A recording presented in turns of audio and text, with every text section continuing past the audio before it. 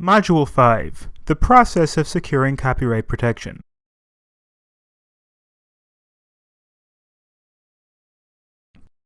Creation. For works developed today, copyrights are created when an original work of authorship is fixed in a tangible medium of expression. There's no need to apply for copyright protection, and the rights exist when the work has been placed into a fixed tangible form. Additionally, there's no need to publish the work publicly. To exercise fully all the rights associated with copyright ownership, however, the owners of copyright-protected works should comply with certain formalities of practice and procedure established and enforced by copyright law. Notice. Owners of copyrights generally provide notice of their copyright claims along with their work when it's published, displayed, or distributed. The copyright notice should include use of the copyright symbol, the C with the circle around it, the word copyright, or the corresponding abbreviation COPR. The year in which the work was first published should also be identified, and the identification of the party who owns the copyright. If the work is for hire, the notice should indicate the organization that owns the copyright. If the copyright is owned jointly by more than one author, then the names of both authors should be identified in the notice. The copyright notice is most commonly presented in the form such as Copyright 2017 XYZ Corp. Care should be exercised to avoid errors in the notice, such as misspelling the copyright owner's name, as such errors can undermine the effectiveness of the notice. The copyright notice should be prominently placed on the work to provide reasonable notice to users of the copyright claim. Since the purpose is to alert users of the claim, the notice must be placed in a conspicuous location and presented in a manner likely to capture the attention of the user. Suggested locations include the title page of a book or the masthead of a magazine. There is substantial flexibility in the location of a copyright notice, but the key requirement is that the location highlight the notice and make it easy for a user to see it. While copyright notice for works published before March 1, 1989 remains mandatory, and failure to publish notice can result in loss of copyrights, notice is optional for works published since that date. Whether optional or mandatory, when used, notice should be managed carefully to document the history of the work and thus ensure that the notice conveys accurate information.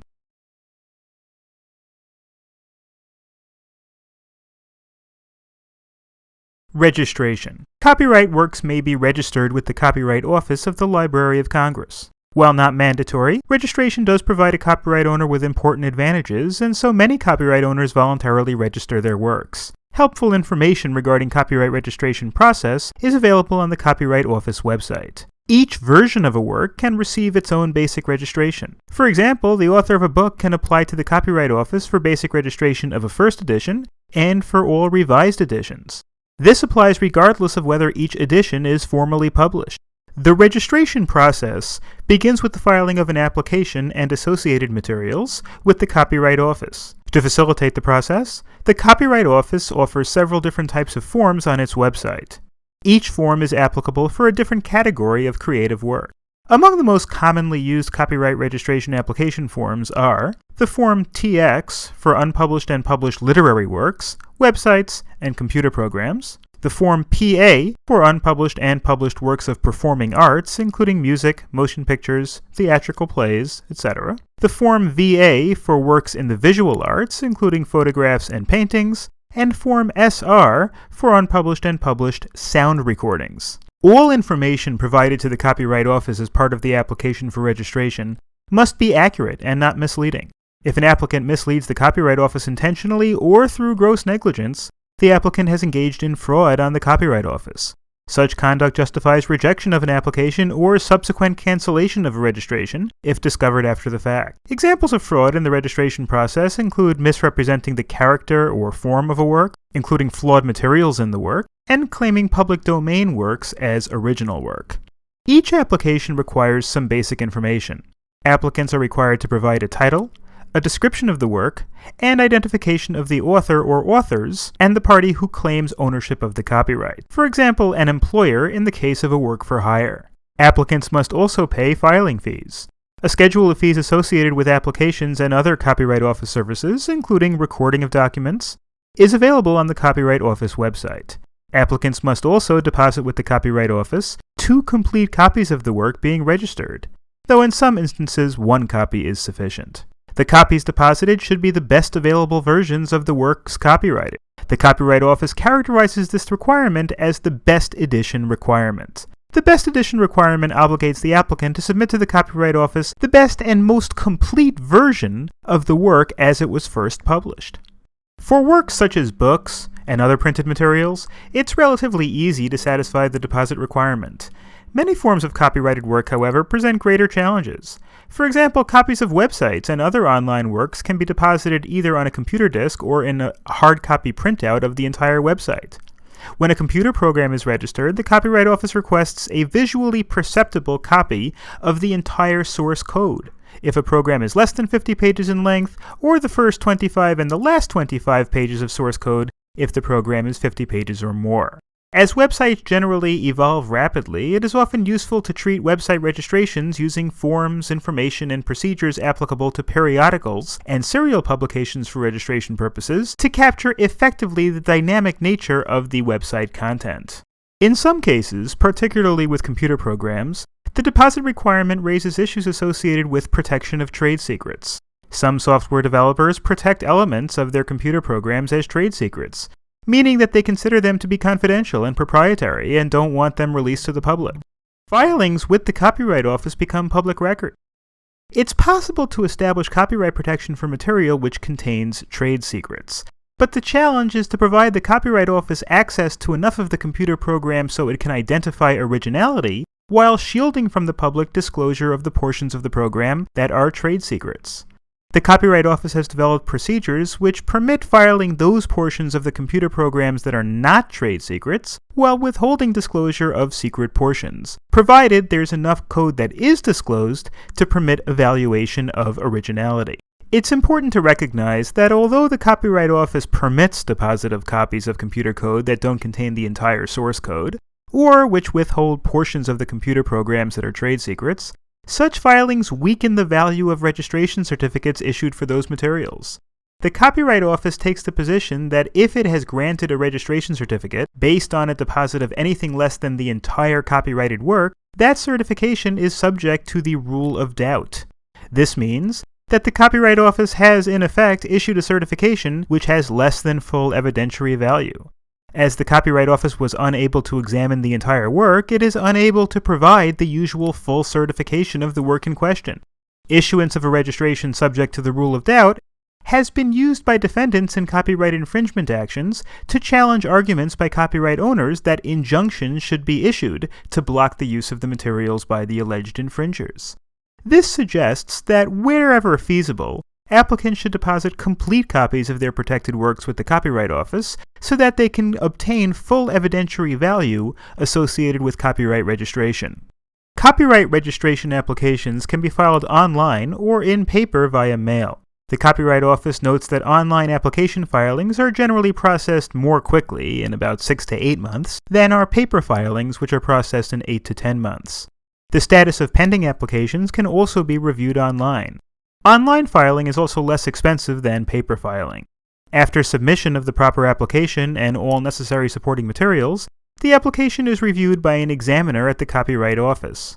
This review involves a determination of whether the work is eligible for copyright protection and whether all necessary application materials have been provided. Review for copyright registration is not the same as the review conducted by the Patent Office for the grant of a patent application, as the patent application review is far more rigorous than the copyright registration review. Patent application review examines the prior art to see if the proposed invention is novel and non-obvious. Copyright registration review focuses instead merely on a determination of whether the work presented qualifies for copyright protection. If the examiner makes a positive determination on the application, copyright is registered, and the deposited copies of the work are retained by the Library of Congress as part of its collection. If an application for copyright registration is rejected, then the applicant is notified in writing of the reasons for the rejection. At that point, the applicant can request reconsideration. If the application is again rejected by the Copyright Office, then the denial of the application is considered final. The applicant can then appeal the final decision of the Copyright Office to a federal district court. Appeals of final determinations are usually based on claims by the applicant that the action of the Copyright Office was arbitrary and capricious, and thus in violation of the Federal Administrative Procedures Act. It should be noted that even if the registration is denied by the Copyright Office, the applicant can continue to treat the work in question as copyrighted. Remember that registration is not a requirement for copyright protection. If the applicant ever chooses to enforce the copyright through litigation, the applicant must copy the Registrar of Copyrights on the litigation pleadings. The registrar has the option to become party to the litigation. If the registrar chooses to become a party to the infringement litigation, its involvement will be limited to the issue of whether the work in question should be eligible for registration. If the registration application is granted, the Copyright Office issues a certificate of registration. The certificate includes information from the application and official documentation of its effective date. Such documentation is particularly useful and important when disputes arise regarding the work. Benefits of registration. Although registration is not mandatory, it brings certain advantages, as it enhances the strength of a copyright claim. For one, registration carries with it a presumption that the underlying copyright is valid. Registration also carries a presumption that the person who registered the copyright is also the copyright holder. Moreover, successful registration is evidence that the material in question is eligible for copyright protection, and that the party identified in the registration is the true owner of the copyrighted work. Registration is also an essential part of infringement litigation. Only after copyright registration has been successfully completed can a copyright owner initiate litigation for infringement. In general, a certificate of copyright registration must be included with an initial complaint in an infringement proceeding. Copyright registration is also required if a copyright owner is to receive any of the statutory damages provided by copyright law. Copyright law permits courts to award statutorily defined damages for infringement, as well as additional damages for willful infringement, but registration is a prerequisite for these damages to kick in. Registration is also required for the copyright owner to receive attorney fees associated with infringement litigation. Timing of registration. An application for copyright registration can be filed at any time during the copyright term. It is not necessary that the registration be sought immediately upon establishment of the copyrights. It's possible to apply for registration even after substantial time has passed from the date in which the copyrights were established.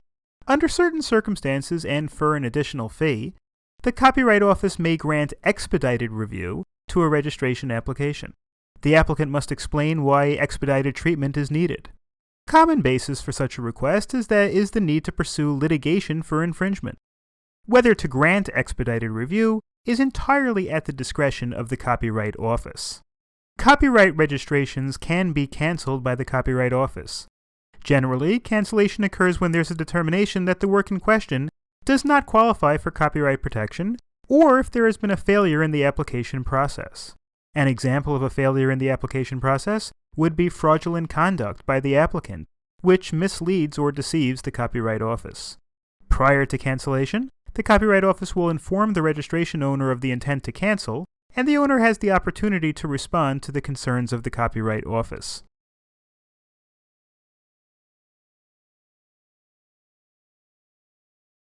Recording documents. The Copyright Office also records certain documents associated with registered copyrights. For example, the Copyright Office records documents executing transfers or assignments of ownership for registered copyrights. Such recording is not mandatory, but there are advantages to recording these transactions. First, recording of transfer documents helps create an official record of all parties who have rights associated with the work. The record is often useful in the event of disputes or litigation involving ownership or license to use the work. By recording, the copyright owner provides the public notice of the ownership interests and rights associated with the work. Only documents that relate to the registered copyright can be recorded by the Copyright Office. They must be signed by the parties executing them, and although they need not be notarized, notarization can help enhance their evidentiary value. Finally, all documents submitted for recording must be complete and in legible form. Fees associated with recording of documents by the Copyright Office are identified at the Copyright Office website.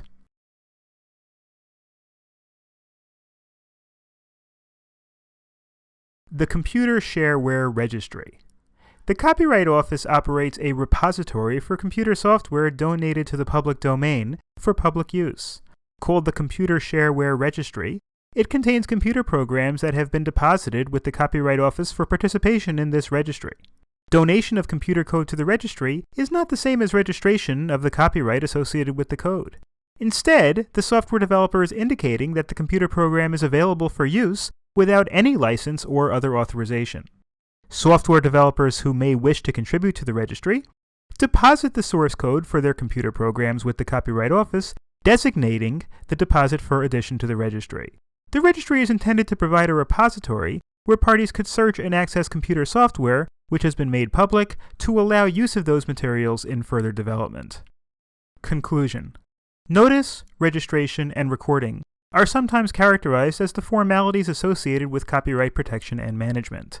They play a vital role in the establishment and enforcement of copyrights. Changes in the law have made these requirements that are associated with copyright formalities more readily understandable and easier to manage. There's also been a general effort to try to bring the requirements of copyright formalities into greater uniformity from country to country.